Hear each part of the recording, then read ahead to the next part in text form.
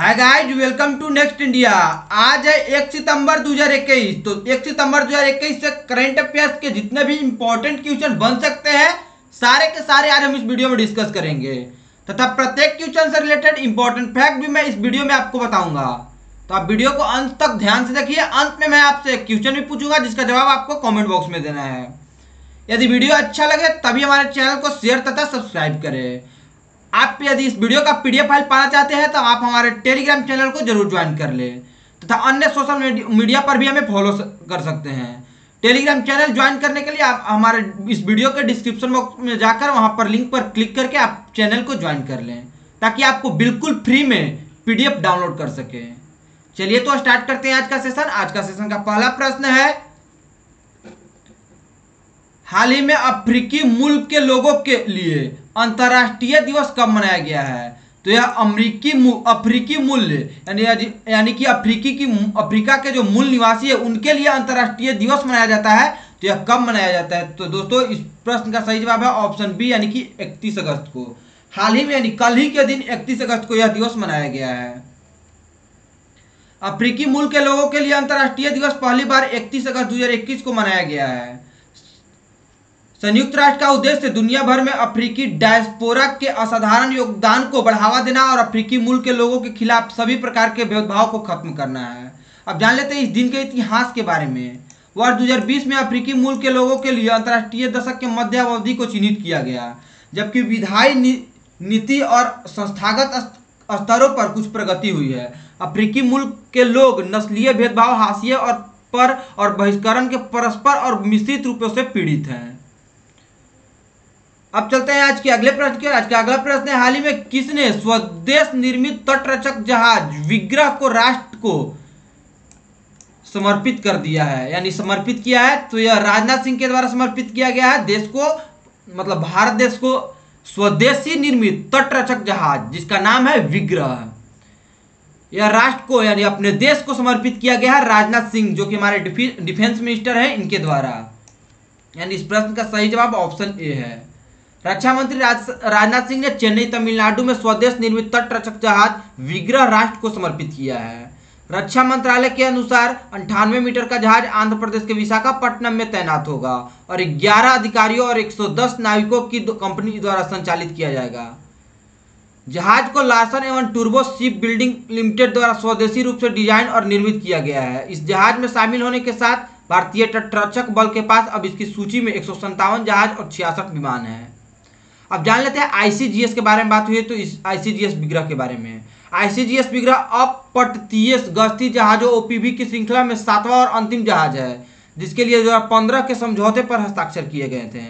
विग्रह उन्नत रडार से लैस है जो नेविगेशन और संचार प्रौद्योगिकियों में नवीनतम है। जहाज में मौजूद सेंसर और मशीनरी इसे उष्णकटिबंधीय समुद्री परिस्थितियों में काम करने में सक्षम बनाती है। तो इतना बात हम लोग जान लिए। राजनाथ सिंह जो अपने राष्ट्र को समर्पित किए स्वदेशी बना हुआ तटरक्षक जहाज विग्रह तथा जो आईसीजीएस विग्रह है इसके बारे में हम लोग जान लिए इसके डिटेलिंग से। जो दिया गया है राष्ट्र को समर्पित किया गया है और उसके बारे में दोनों के बारे में हम लोग जान लिए हैं। अब चलते हैं आज के अगले प्रश्न की ओर। आज का अगला प्रश्न है, हाल ही में किस भुगतान प्लेटफॉर्म को भारतीय बीमा नियामक और विकास प्राधिकरण यानी IRDAI से बीमा ब्रोकिंग लाइसेंस प्राप्त हुआ है? तो दोस्तों इस प्रश्न का सही जवाब है ऑप्शन ए यानी कि फोन पे।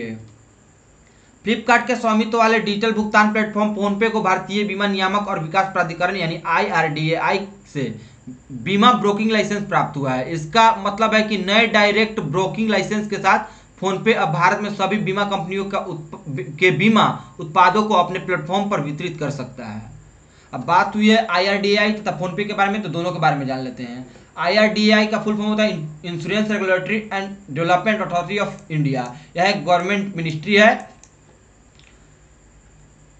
इसका वेबसाइट है irdi.gov.in। इसकी स्थापना 1999 में की गई थी। यह एक इंश्योरेंस सेक्टर कंपनी है। इसका हेडक्वार्टर हैदराबाद में है तथा इसका एक टाइप स्टैट्यूटरी कॉर्पोरेशन टाइप का एक है। चेयरपर्सन इसके हैं सुभाष चंद्र खुंतिया। इसका की पीपल है सुभाष चंद्र खुंतिया जो कि IAS एक ऑफिसर है यानी इसके चेयरपर्सन है। अब जान लेते हैं फोन पे के बारे में। फोन पे एक प्रकार का डिजिटल पेमेंट गेटवे कंपनी है इसकी स्थापना 2015 में हुई थी। समीर निगम इसके सीईओ हैं, जो कि दिसंबर 2015 से हैं। हेडक्वार्टर इसका लोकेशन है बेंगलुरु में तथा वर्तमान में इसका रेवेन्यू है 427 करोड़ रुपए। इसके 280 मिलियन यूजर्स हो गए हैं।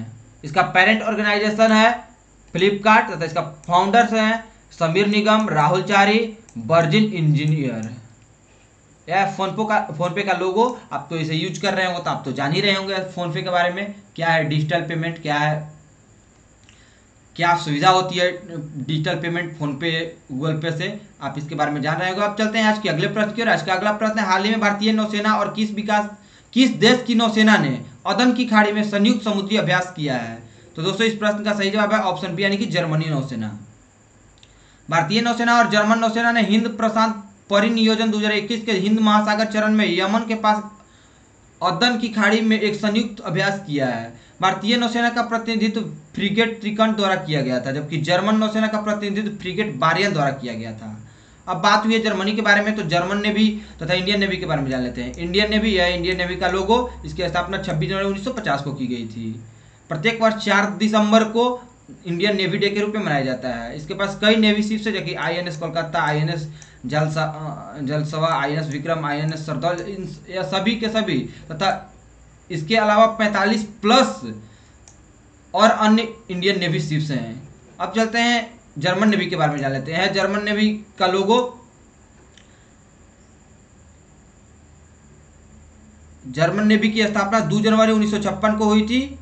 इसका मार्च है, एक तो लैंग्वेज है जर्मनी लैंग्वेज में, आप इसे पढ़ लीजिए, ग्रुप एंड किल ऐसे लग रहा है कि है, आप इसे ध्यान से पढ़ लीजिएगा। अब deputy inspector of navy Germany के हैं रैनर ब्रिंकमन। अब चलते हैं, बात हुई है जर्मनी के बारे में, तो जर्मन के बारे में भी जान लेते हैं। जर्मनी की राजधानी बर्लिन है। यहाँ का करेंसी है यूरो, पहले इसे ड्यूचे मार्क यहाँ पर चलता था तथा जर्मन यहाँ का ऑफिशियल लैंग्वेज है। यहाँ का चांसलर यानी जर्मनी का चांसलर है फ्रैंक वाल्टर स्टेनमियर। यह है वर्ल्ड मैप पे रेड कलर से नोटेड, यहाँ पर जर्मनी देश। तो इतना बात हम लोग जान लिए जर्मनी के बारे में। अब चलते हैं आज के अगले प्रश्न की। आज का अगला प्रश्न है, हाल ही में किसने आनंदा मोबाइल एप्लीकेशन लॉन्च किया है? तो दोस्तों इस प्रश्न का सही जवाब है ऑप्शन बी, यानी कि life corporation of India, LIC। Bharatiya Jeevan बीमा निगम यानी कि LIC ने LIC एजेंटों के लिए अपने डिजिटल पेपरलेस समाधान आनंदा मोबाइल एप्लीकेशन लॉन्च किया है। आनंदा का मतलब आत्मनिर्भर agents new business digital application है। इस आनंदा मोबाइल ऐप को LIC के अध्यक्ष MR कुमार ने वीडियो कॉन्फ्रेंसिंग के माध्यम से लॉन्च किया था। अब बात हुई LIC के बारे में, तो LIC के बारे में जान लेते हैं। इसकी स्थापना 1 सितंबर 1956 को हुई थी। इसका फाउंडर है गवर्नमेंट ऑफ इंडिया, या इसका पेरेंट ऑर्गेनाइजेशन है government of India and ministry of finance. इसका चेयरपर्सन है MR कुमार जी तथा इसका हेडक्वार्टर मुंबई में है। LIC का फुल फॉर्म होता है लाइफ इंश्योरेंस कॉर्पोरेशन। यह एक इंश्योरेंस कंपनी है, आप इसके बारे में जान लिए। अब चलते हैं आज के अगले प्रश्न की ओर। यह है LIC का लोगो, आप इसे ध्यान से रखिएगा। ऐसे LIC कहता है कि सभी के लिए LIC हो, यानी सभी के लिए एक लाइफ इंश्योरेंस हो। अब चलते हैं आज के लिए अगले प्रश्न की ओर। आज का अगला प्रश्न है, हाल ही में किसने जालियांवाला बाग स्मारक के पुनर्निर्मित परिसर को राष्ट्र को समर्पित किया है? तो दोस्तों इस प्रश्न का सही जवाब है हमारे मोदी जी, यानी हमारे प्रधानमंत्री नरेंद्र मोदी। ऑप्शन सी इसका सही जवाब है। प्रधानमंत्री नरेंद्र मोदी ने जालियांवाला बाग हत्याकांड के 102 साल पूरे होने के उपलक्ष्य में पंजाब के अमृतसर में जालियांवाला बाग स्मारक के पुनर्निर्मित परिसर को राष्ट्र को समर्पित किया है। ऐतिहासिक उद्यान राष्ट्रीय महत्व का स्मारक है, जो 13 अप्रैल 1919 को बैसाखी के त्यौहार पर हुए जालियांवाला बाग नरसंहार में मारे गए अनगिनत क्रांतिकारियों, बलिदानियों, सेनानियों की स्मृति में संरक्षित है। अब बात हुई है जालियांवाला बाग मैसेक्योर के बारे में, तो इस हत्याकांड के बारे में जान लेते हैं। यह हत्याकांड 13 अप्रैल 1919 को हुआ था। यह अमृतसर में हुआ था। इसमें लगभग 300 से 1000 प्लस डेथ हुआ था तथा इंजर्ड 1500 प्लस इंजर्ड माने यानी कि घायल हो गए थे। अब चलते हैं आज के अगले प्रश्न की। आज का अगला प्रश्न है, हाल ही में भारत के मुख्य न्यायाधीश NV रमन्ना द्वारा कितने नए न्यायाधीशों को सर्वोच्च न्यायालय के न्यायाधीश के रूप में पद की शपथ दिलाई गई है? तो दोस्तों इस प्रश्न का सही जवाब है ऑप्शन यानी कि 9।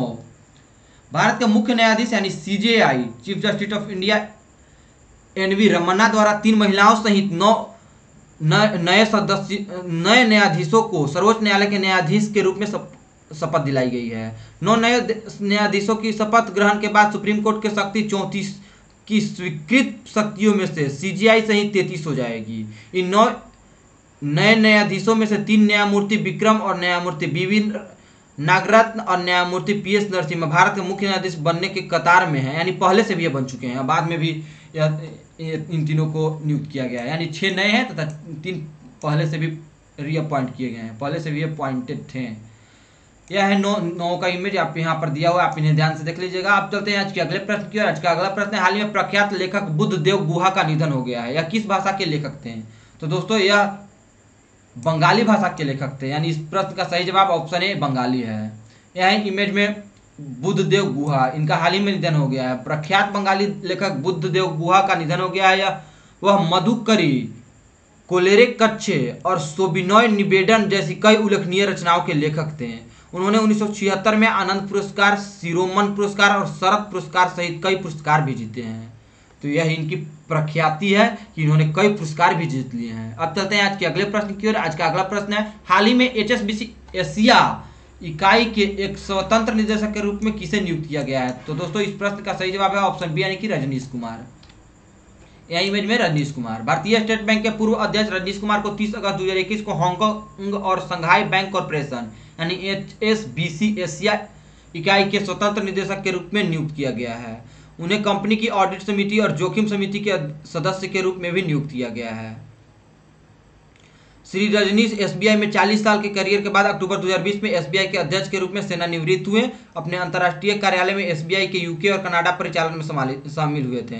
कुमार वर्तमान में भारत के लाइट हाउस कम्युनिटी फाउंडेशन के निदेशक हैं, जो लार्सन एवं टूर्बो इन्फोटेक के एक स्वतंत्र निदेशक है, जो सिंगापुर में Baring private equity Asia PTI limited के वरिष्ठ सलाहकार हैं और मुंबई में कोटक निवेशक सलाहकार लिमिटेड के एक सलाहकार भी है। अब बात हुई एचएसबीसी के बारे में, तो इसके बारे में जान लेते हैं। यह एक कमर्शियल बैंकिंग कंपनी है, इसका हेडक्वार्टर हांगकांग में है। इसके सीईओ हैं पीटर ओंग तथा इसका फाउंडर है थॉमस सथरलैंड। इसकी स्थापना मार्च 1865 में की गई थी तथा इसे अब हाल ही में रजनीश कुमार को एचएसबीसी एशिया के स्वतंत्र निदेशक के रूप में नियुक्त किया गया है। तो अब चलते हैं आज के अगले प्रश्न की ओर। आज का अगला प्रश्न है, हाल ही में किस भारतीय क्रिकेटर ने क्रिकेट के सभी प्रारूपों से संन्यास की घोषणा की है? तो दोस्तों इस प्रश्न का सही जवाब है ऑप्शन बी, यानी कि स्टुअर्ट बिनी। यह इमेज में स्टुअर्ट बिनी, आप इन्हें ध्यान से देख लीजिए। यह एक भारतीय ऑलराउंडर क्रिकेटर है। इन्होंने 30 अगस्त 2021 को क्रिकेट के सभी प्रारूपों से संन्यास की घोषणा की है। उन्होंने 6 टेस्ट क्रिकेट, 14 एकदिवसीय और 3 T20 अंतर्राष्ट्रीय मैचों में टीम इंडिया का प्रतिनिधित्व किया था, जिसमें उन्होंने कुल 459 रन और 24 विकेट हासिल किए थे। बिन्नी भारत के पूर्व चयनकर्ता रोजर बिन्नी के बेटे हैं, जो 1983 विश्व कप विजेता टीम का हिस्सा थे। अब बात हुई है स्टुअर्ट बिन्नी के बारे में, तो इनके बारे में जान लेते हैं। इमेज में इन्हें ध्यान से देख लीजिए। स्टुअर्ट बिन्नी यह इंडियन क्रिकेटर है। इनका जन्म 3 जून 1984 को हुआ था बेंगलुरु में। इनका हाइट है 1.75 मीटर तथा इनका स्पॉन्स का नाम है मयंती लैंगर। इनका रोल था ऑलराउंडर, यानी कि यह एक ऑलराउंडर थे तथा बैटिंग के रूप में यह राइट हैंडेड थे तथा right arm fast medium bowler भी थे, यानी कि यह पूरी तरह से ऑलराउंडर थे। अब चलते हैं आज के अगले प्रश्न की ओर। आज का अगला प्रश्न, हाल ही में किस कार्ड ने #फॉलो पेमेंट डिस्टेंसिंग नामक एक रणनीतिक अभियान शुरू किया है? तो दोस्तों इस प्रश्न का सही जवाब है ऑप्शन बी, यानी कि रुपे कार्ड। रुपे ने ग्राहकों के बीच संपर्क रहित भुगतान को बढ़ावा देने और प्रोत्साहित करने के लिए #फॉलो पेमेंट डिस्टेंसिंग नामक एक रणनीतिक अभियान शुरू किया है। कोविड-19 के कारण ग्राहक स्वस्थ आदतों, स्व देखभाल, दिनचर्या और सामाजिक दूरी का पालन करके सुरक्षित रहने के लिए कई मानदंडों और उपायों का पालन कर रहे हैं। रुपे का #फॉलो पेमेंट डिस्टेंसिंग अभियान उपभोक्ताओं को पेमेंट डिस्टेंसिंग शुरू करने और रुपे कॉन्टैक्टलेस कार्ड के साथ कॉन्टैक्टलेस डिजिटल भुगतान पर स्विच करने के लिए प्रोत्साहित करता है, जो सुरक्षित होने के साथ साथ समय भी बचाता है। अब बात हुई है रुपे कार्ड के बारे में, तो रुपे के बारे में जान लेते हैं। यह रुपे का लोगो, आप इसे ध्यान से देख लीजिएगा। भीम का लोगो है, भीम यूपीआई का। जब से लॉन्च हुआ तो इसे भारत में इंट्रोड्यूस किया गया था शुरू में 8 मई 2014 को, यानी आज से 7 वर्ष पूर्व। तथा इसका ओनर है एनपीसीआई, यानी कि national payments corporation of India. इसका टैगलाइन है 1 लाइफ 1 रुपए। अब चलते हैं आज के अगले प्रश्न की ओर। आज का अगला प्रश्न है, हाल ही में पीएफआरडीए ने राष्ट्रीय पेंशन प्रणाली यानी कि नेशनल पेंशन सिस्टम एनपीएस के लिए प्रवेश आयु 65 वर्ष से बढ़ाकर कितना वर्ष कर दी है? तो दोस्तों इस प्रश्न का सही जवाब है ऑप्शन बी, यानी कि 5 वर्ष बढ़ा दी, 70 वर्ष कर दी है। पीएफआरडीए ने एनपीएस के लिए प्रवेश आयु 65 वर्ष से बढ़ाकर 70 वर्ष कर दी है। पहले एनपीएस में निवेश के लिए पात्र 18 से 65 वर्ष थी, अब जिसे अब संशोधित कर 18 से 70 वर्ष कर दिया गया है। संशोधित मानदंडों के अनुसार 65 से 70 वर्षों के आयु के बीच कोई भारतीय नागरिक, निवासी या अनिवासी और भारत का प्रवासी नागरिक ओसीआई एनपीएस में शामिल हो सकता है और 75 वर्ष की आयु तक अपने एनपीएस खाते को स्थगित कर सकता है। अब बात हुई एनपीएस तथा पीएफआरडीए के बारे में, तो इनके बारे में जान लेते हैं। यह है पीएफआरडीए का लोगो। पीएफआरडीए का फुल फॉर्म होता है pension fund regulatory and development authority. यह एक गवर्नमेंट मिनिस्ट्री है। इसका वेबसाइट है pfrda.org.in। इसकी स्थापना 23 अगस्त 2003 को की गई थी। यह पेंशन सेक्टर है। इसका हेडक्वार्टर न्यू दिल्ली में है तथा इसके एजेंसी एग्जीक्यूटिव सुप्रतिम बंदोपाध्याय हैं, जो कि एक चेयरपर्सन है पीएफआरडीए का। इसका पेरेंट एजेंसी है डिपार्टमेंट ऑफ फाइनेंशियल सर्विसेज। अब जान लेते हैं एनपीएस के बारे में। एनपीएस यानी कि national pension system. National pension system का फाउंडर है गवर्नमेंट ऑफ इंडिया तथा इसका हेडक्वार्टर न्यू दिल्ली में है। इसका की पीपल यानी कि सीईओ वर्तमान में अभी एनपीएस का मुनीश मल्लिक जी हैं। तो इतना बात हम लोग एनपीएस तथा पीएफआरडीए के बारे में जान लिए। अब चलते हैं आज के अगले प्रश्न की ओर। आज का अगला प्रश्न है, हाल ही में किस राज्य सरकार ने कोविड-19 में अपने पति को खोने वाली महिलाओं की मदद करने के लिए मिशन वात्सल्य नामक एक विशेष मिशन शुरू किया है? तो दोस्तों इस प्रश्न का सही जवाब है ऑप्शन बी, यानी कि महाराष्ट्र। महाराष्ट्र सरकार ने कोविड-19 में अपने पति को खोने वाली महिलाओं की मदद करने के लिए मिशन वात्सल्य नामक एक विशेष मिशन शुरू किया है। मिशन वात्सल्य उन महिलाओं को एक छत के नीचे कई सेवाएं और लगभग 18 लाभ प्रदान करेगा। यह विधवाओं के लिए डिजाइन किया गया है, जिसमें ग्रामीण क्षेत्र, गरीब पृष्ठभूमि और वंचित वर्गों से आने वाली विधवाओं का विशेष ध्यान दिया गया है। इस मिशन के तहत संजय गांधी निराधार योजना और घर कुल योजना और जैसी योजनाओं से महिलाओं को फायदा होगा। अब जान लेते हैं, बात हुई महाराष्ट्र के बारे में, तो महाराष्ट्र के बारे में यह भारतीय मैप में महाराष्ट्र राज्य, जो कि रेड कलर से डिनोटेड है। महाराष्ट्र की राजधानी मुंबई है। यहाँ का गवर्नर भगत सिंह कोश्यारी जी है। उद्धव ठाकरे यहाँ का सीएम है। 48 लोकसभा सीटें हैं, 19 राज्यसभा सीटें हैं तथा 288 यहाँ पर विधानसभा सीटें हैं। यहाँ पर कुल 78 विधान परिषद की सीट है। यहाँ का मुख्य नेशनल पार्क है Sanjay Gandhi National Park, Tadoba National Park, Navegaon National Park, Chandoli National Park तथा तुंगरेश्वर नेशनल पार्क। तो इतना बात हम लोग महाराष्ट्र के बारे में जान लिया। अब चलते हैं आज के अगले प्रश्न की ओर। आज का अगला प्रश्न है, हाल ही में टोक्यो पैरालंपिक 2020 में देवेंद्र झाझरिया ने जेवलिन थ्रो में कौन सा पदक जीता है? तो दोस्तों इस प्रश्न का सही जवाब है ऑप्शन बी, यानी कि रजत पदक, यानी कि सिल्वर मेडल। टोक्यो पैरालंपिक 2020 में भारत के सबसे महान पैरालंपियन देवेंद्र झाझरिया ने 30 अगस्त 2021 को पुरुषों की भाला फेंक F46 फाइनल इवेंट में रजत पदक जीता है। 40 वर्षीय देवेंद्र ने रजत पदक के लिए 64.35 का अपना सर्वश्रेष्ठ थ्रो किया। इसी स्पर्धा में सुंदर सिंह गुर्जर ने 64.01 के अपने सर्वश्रेष्ठ थ्रो के साथ कांस्य पदक जीता है। इसके साथ ही पैरालंपिक 2020 खेलों में भारत के कुल पदकों की संख्या 7 हो गई है। अब यह इमेज में देवेंद्र झाझरिया जी, आप इन्हें ध्यान से देख लीजिए। अब चलते हैं आज के अगले प्रश्न की ओर। आज का अगला प्रश्न है, हाल ही में टोक्यो पैरालंपिक 2020 में योगेश कथुरिया ने डिस्को थ्रो में कौन सा पदक जीता है? तो दोस्तों एक पर एक सीधे पदक जीते जा रहा है। रजत पदक इन्होंने भी जीत लिया, योगेश कथुरिया ने।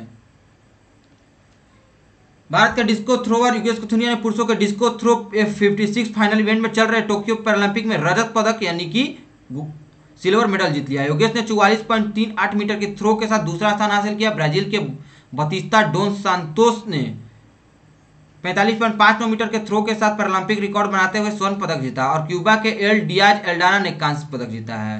यह इमेज में आप इन्हें ध्यान से देख लीजिए, काथुनिया जी। अब चलते हैं कल के वीडियो के अंतिम प्रश्न की ओर। कल का वीडियो का अंतिम प्रश्न है, केंद्र सरकार ने इंडियन बैंक्स एसोसिएशन यानी कि आईबीए के पारिवारिक पेंशन को बढ़ाकर अंतिम वेतन की कितनी राशि निकालने के प्रस्ताव को मंजूरी दे दी है? तो दोस्तों इस प्रश्न का सही जवाब है ऑप्शन सी, यानी कि 30%। अब चलते हैं आपके लिए आज का क्वेश्चन। आपके लिए आज का क्वेश्चन है, विश्व बैंक ने किस देश में परियोजनाओं के वित्त पोषण रोक दिया है? यानी कि फंड देने पर रोक लगा दी है वर्ल्ड बैंक कौन से देश को? तो आप इसका जवाब कमेंट बॉक्स में जरूर दें। आशा करता हूं आप कल के प्रश्न का जवाब अच्छी तरह से दिए होंगे तथा आप पर डे से बनने वाले डेज को आप कमेंट बॉक्स में सीरियल वाइज से लिखा करें, ताकि आपको आदत बने और पूरे वर्ष का डेज आपको ध्यान में रहने लगे। चलिए तो दोस्तों, वीडियो को अंत तक देखने के लिए बहुत बहुत धन्यवाद। आप हमें फेसबुक, इंस्टाग्राम, टेलीग्राम, ट्विटर सभी जगह फॉलो कर सकते हैं। वीडियो यदि अच्छा लगे तो लाइक, कमेंट तथा शेयर जरूर करें, तथा यदि आप हमारे चैनल पर नए हैं तो आप हमारे चैनल को पहले सब्सक्राइब कर लें, ताकि हमारे तरफ से आने वाले हर अपडेट्स आपको जल्दी प्राप्त हो जाए। चलिए तो दोस्तों, आप सभी को बहुत बहुत धन्यवाद। मिलते हैं अब अगले वीडियो में। तब तक आप पढ़ते रहें, मुस्कुराते रहें, बड़ों का सम्मान करें, छोटों को प्यार दें, अपना व्यक्तित्व इस प्रकार से विकसित करें ताकि लोग, खास करके महिलाएं, आपके साथ सुरक्षित महसूस करें। धन्यवाद।